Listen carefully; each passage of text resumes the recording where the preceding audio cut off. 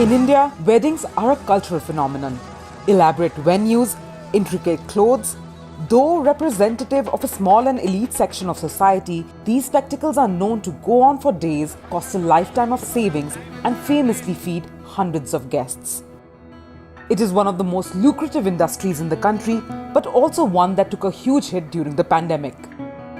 This is what the big fat Indian wedding looks like now.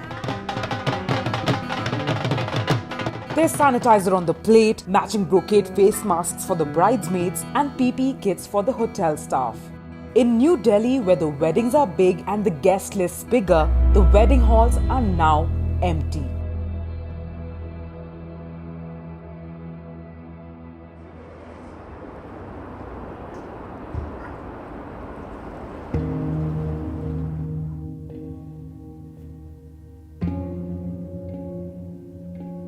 The wedding industry in India was pegged at about 3.5 lakh crores in terms of spend.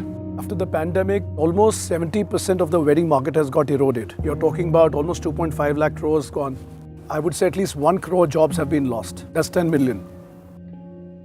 Every bit of expenditures got affected, every bit of services got affected. The jewelry market has got affected, the trousseau market has got affected. If you look at the pure mainstream Chandni Chowk areas of Delhi, even they have taken a hit because of negative demand curve in the wedding market. Till about June or July, there was no movement, there was no activity. What exactly happened was that we started getting queries from some of our clients. So July onwards, this trend started taking place and it started picking up, where of course these intimate weddings, so-called, about 50, 100, 150, 200 people started picking up.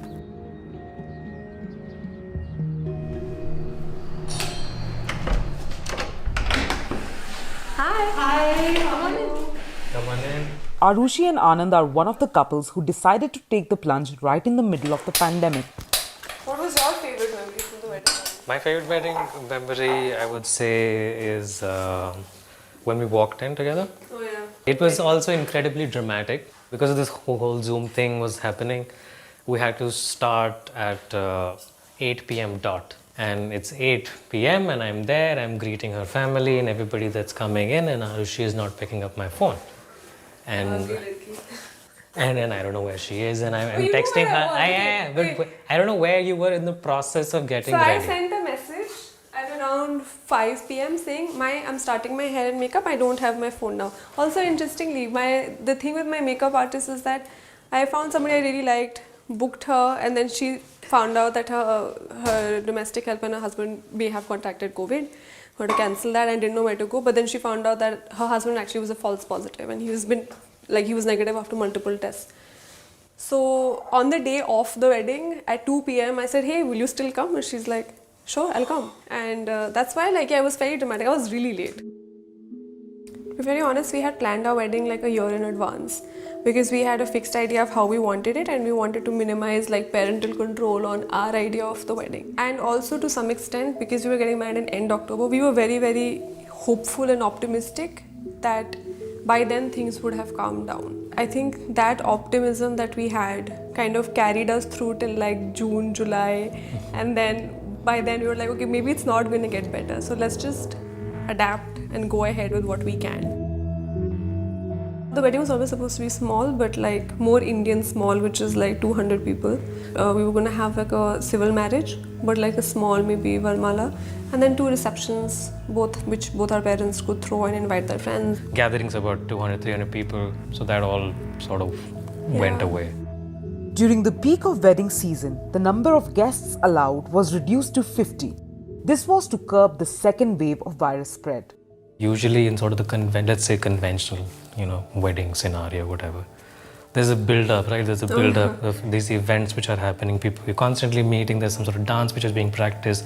So you sort of get into this wedding mode, and there's going to be a celebration at the end of it. That was incredibly muted. And non-existent actually. Yeah, it was just 5-6 people meeting, essentially, in a garden. Doing dance practice. So it wasn't a big sort of thing, which I think was missed. It seemed okay, we woke up one day, oh, today's our wedding, as opposed to weeks of dance practices that happened. There was also an element of anxiety with everything going on the side. What if somebody does get sick at the wedding? What if somebody gets sick before the wedding? no, I don't want it on my conscience, and I wouldn't want anybody to get exposed to any sort of illness at the wedding. We sort of had a chat between us.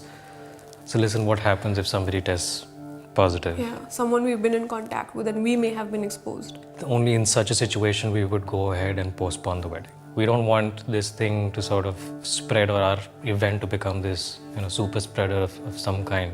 India has shown the second largest number of COVID cases in the world, but that hasn't stopped its wedding spree.